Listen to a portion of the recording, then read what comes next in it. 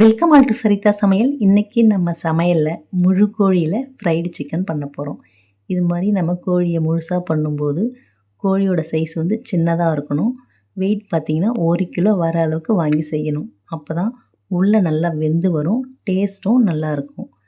நம்ம கோழியை பெருசாக பார்த்து வாங்கிட்டோம்னா உள்ளே சரியாக வேகாது, சாப்பிடவும் அந்தளவுக்கு நல்லா இருக்காது. நம்ம கோழியை முழுசாக செய்யும்போது சின்ன சைஸாக பார்த்து செஞ்சுக்கலாம், அப்போ தான் நல்லா டேஸ்ட்டாக இருக்கும். இப்போ இந்த கோழிக்கு மசாலா ரெடி பண்ணிக்கலாம். அதுக்கு ஒரு பவுலில் ஒரு முட்டையை உடச்சிட்டு சேர்த்துருக்கேன். 2 ஸ்பூன் மிளகாய்த்தூள், காரத்துக்கு ஏற்ற மாதிரி சேர்த்துக்கலாம். 1 ஸ்பூன் மிளகுத்தூள், இது கூடவே அரை ஸ்பூன் மஞ்சள் தூள். உப்பு பார்த்திங்கன்னா 1,5 ஸ்பூன் அளவு உப்பு சேர்த்துருக்கேன். இப்போது இதில் 1 ஸ்பூன் இஞ்சி பூண்டு பேஸ்ட்டு, இது கூடவே 2 ஸ்பூன் தயிர் சேர்த்துட்டு சின்னதாக ஒரு எலுமிச்சம்பழத்தை கட் பண்ணிவிட்டு அந்த சாறை பிழிஞ்சு சேர்த்துக்கலாம். அவ்வளோதான், மசாலாவுக்கு தேவையான பொருள் எல்லாம் சேர்த்தாச்சு. சேர்த்துட்டு ஒரு விஸ்கு வச்சு நல்லா கலந்து விட்டுக்கலாம். மசாலா கலந்து ரெடி பண்ணதுக்கப்புறம் கோழியை நல்லா சுத்தமாக க்ளீன் பண்ணி எடுத்துக்கலாம். க்ளீன் பண்ணிவிட்டு இது மாதிரி ஒரு நைஃப் வச்சு கீரல் போட்டுக்கலாம். இந்த கீரல் வந்து நல்லா ஆழமாக போடணும், அப்போ தான் மசாலா உள்ளே இறங்கும். கோழியில் நல்லா மசாலா உள்ளே இறங்கி ஊறிச்சின்னா தான் நமக்கு வந்து ஃப்ரைடு சிக்கன் நல்லா டேஸ்ட்டாக இருக்கும்.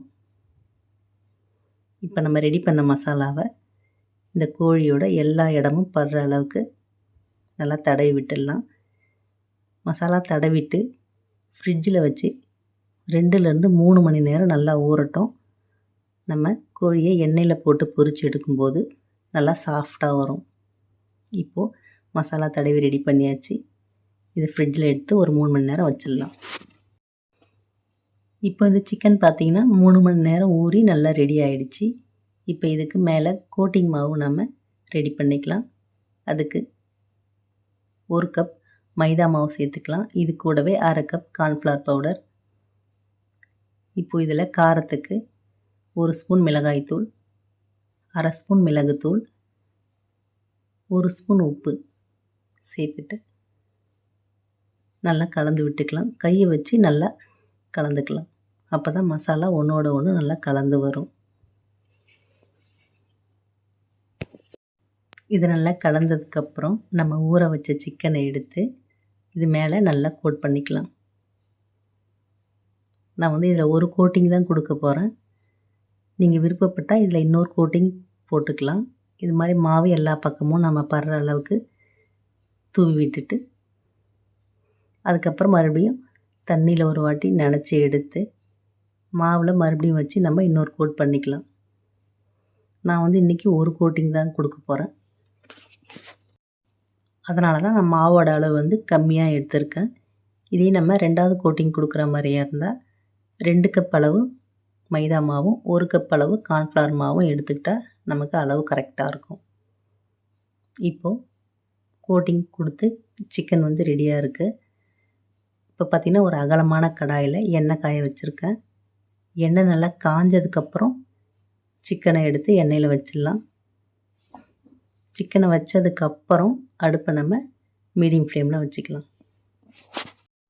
அடுப்பை மீடியம் ஃப்ளேமில் வச்சுட்டு இதை வந்து நல்லா திருப்பி விட்டு கிட்டத்தட்ட அரை மணி நேரமாவது ஆகும் இந்த கோழி வெந்து வர. பொறுமையாக நம்ம வேக வச்சு எடுக்கணும். இது வந்து முழு கோழிங்கிறதுனால வேகிறதுக்கு லேட் ஆகும். இப்போ ஒரு பக்கம் வெந்ததுக்கப்புறம் இதை நம்ம இன்னொரு பக்கம் திருப்பி விட்டுக்கலாம். கடாய் கொஞ்சம் அகலமாக இருந்தால் தான் நமக்கு வந்து திருப்பி போட ஈஸியாக இருக்கும். அதனால் நம்ம இது மாதிரி முழு கோழி செய்யும்போது கொஞ்சம் அகலமான கடாயை பார்த்து எடுத்துக்கலாம். இப்போ திருப்பி விட்டு இன்னொரு பக்கமும் நல்லா பொறுமையாக வேகட்டும். இதே மாதிரி நம்ம எல்லா பக்கமும் வெந்து வரட்டும். பாருங்கள், கோழி நல்லா சுருங்கி நல்லா வெந்து வந்துருச்சு.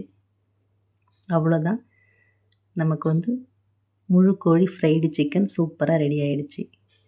நீங்களும் ட்ரை பண்ணி பாருங்கள். வீடியோ பிடிச்சிருந்தால் லைக் பண்ணி ஷேர் பண்ணி கமெண்ட் பண்ணுங்கள். என்னோடய மற்ற வீடியோஸ்லாம் பார்க்கணுன்னு நினச்சிங்கன்னா சரிதா சமையலுக்கு சப்ஸ்கிரைப் பண்ணுங்கள். தேங்க்யூ.